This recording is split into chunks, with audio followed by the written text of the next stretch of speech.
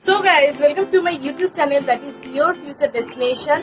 और आज का क्लास में हम बैंकिंग का कुछ बैंकिंग अवेयरनेस का ये पोर्शन है। बैंकिंग अवेयरनेस के कुछ इम्पोर्टेंट टर्म्स का बारे में आप लोगों के साथ बात करेंगे।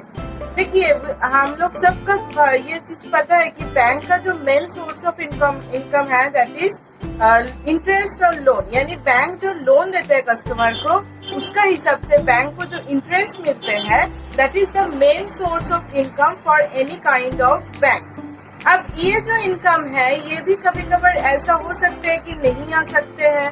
कस्टमर ने कुछ कारण का वजह से जो इंस्टॉलमेंट है पे करना बंद कर दिया, तो अगर ऐसा होता है तो ऐसा केस में बैंक को स्पेशल अकाउंट क्रिएट करते हैं।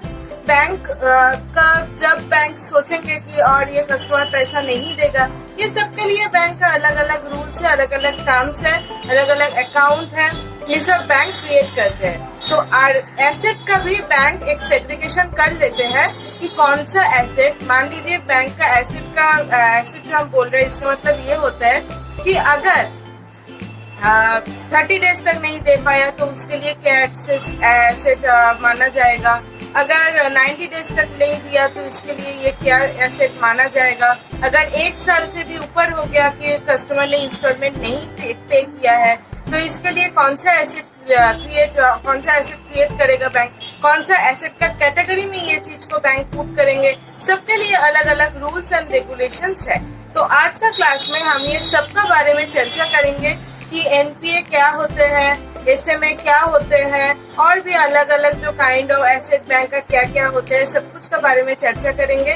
और अब जो मेरा जो अपकमिंग क्लासेस है उसमें हम चर्चा करेंगे कि बैंक अगर नहीं कोई दे पाया तो फिर कस्टमर को क्या करना है, क्या क्या एक्ट है, क्या क्या रूल्स है, सब कुछ का बारे में चर्चा करेंगे। तो चलिए आज का क्लास को स्टार्ट करते हैं। Class of banking we will learn many important terms related to banking.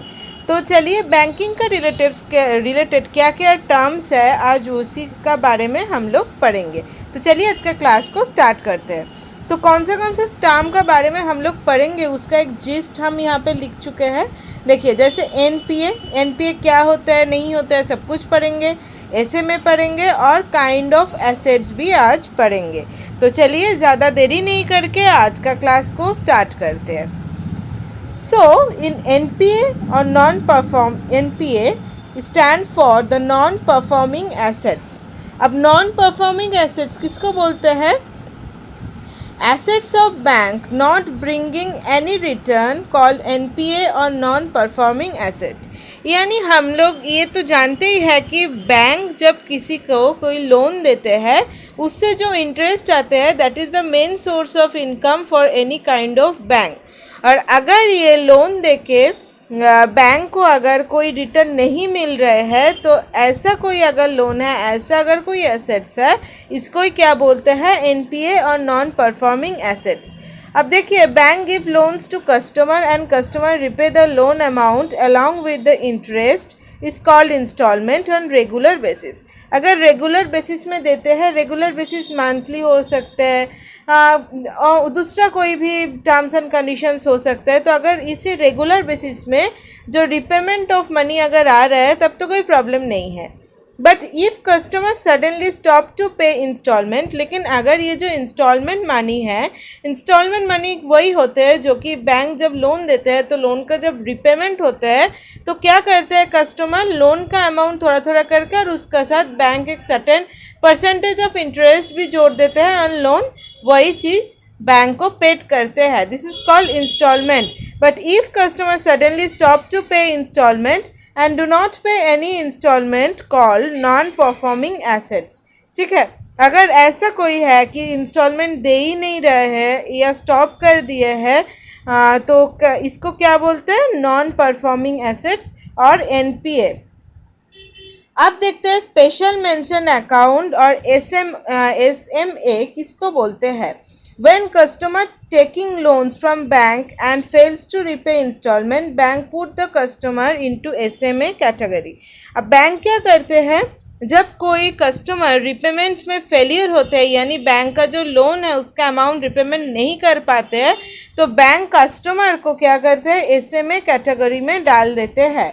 For 90 days of NPA, bank make 3 different assembly as follows. ठीक है, अगर 90 डेज अगर इंस्टॉलमेंट बाकी है तो बैंक क्या करते हैं, फॉर 90 डेज के लिए अलग अलग अकाउंट बना के उसको डाल देते हैं कस्टमर लोगों को, क्योंकि बैंक का तो एक ही कस्टमर नहीं है, बैंक का लाखों कस्टमर रहता है ना।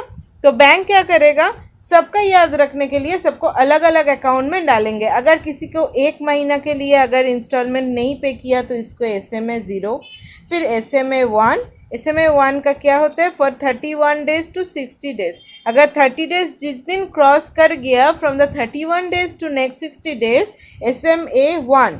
फिर SMA 2 में क्या होता है, from 61 days to 90 days. Now the 90 days is over and the account is transferred to NPA or non performing assets account। अब ये जो एसेट होते हैं, एसेट मतलब कोई भी एसेट, बैंक का मेन एसेट क्या होता है, बैंक का लोन, बैंक का पैसे। तो ये जो एसेट होता है इसी का भी कुछ प्रकार होते हैं, तो इसी को जान लेते हैं। पहले क्या आते हैं, standard asset. Standard asset are those assets which create regular income. अगर कोई एसेट है जो रेगुलर इनकम क्रिएट करते हैं, रेगुलर इनकम, ये चीज़ दिमाग में रखिएगा, अगर रेगुलर इनकम अगर कोई एसेट क्रिएट करते हैं तो that is called standard asset. सब स्टैंडर्ड एसेट उसको बोलते हैं asset over due for a period more than 90 days but less than 12 months. ठीक है, 1 साल से कम लेकिन 90 दिन से ज़्यादा अगर होगा तो उसको क्या बोला जाएगा, सब स्टैंडर्ड एसेट। अब सब स्टैंडर्ड एसेट का बाद क्या आता है, डाउटफुल एसेट। डाउटफुल एसेट किसको बोलते हैं, asset over due for more than 12 months, यानी 1 साल से ज़्यादा, उसको क्या बोलते हैं, डाउटफुल एसेट बोलते हैं। ठीक है, और लॉस एसेट किसको बोलते हैं, assets considered as non recoverable by the bank are called loss asset. अगर बैंक ही इसको डिक्लेयर कर दिया कि ये रिकवर और नहीं हो सकता है तो that is called loss asset. तो ये रहा आज का क्लास का सेशन। अगर मेरा वीडियो आपको अच्छा लगता है तो प्लीज़ मेरा चैनल को सब्सक्राइब करिएगा, मेरा वीडियो को लाइक करिएगा। दूसरा जो मेरा क्लासेस है उसमें अपकमिंग क्लासेस में आप लोग क्या क्या वीडियो देखना चाहते हो वो भी आप लोग कमेंट करके मेरे को बता सकते हो। और मेरा चैनल को, अगर मेरा वीडियो को अच्छा लगेगा तो शेयर करने मत भूलिएगा। Thank you so much guys.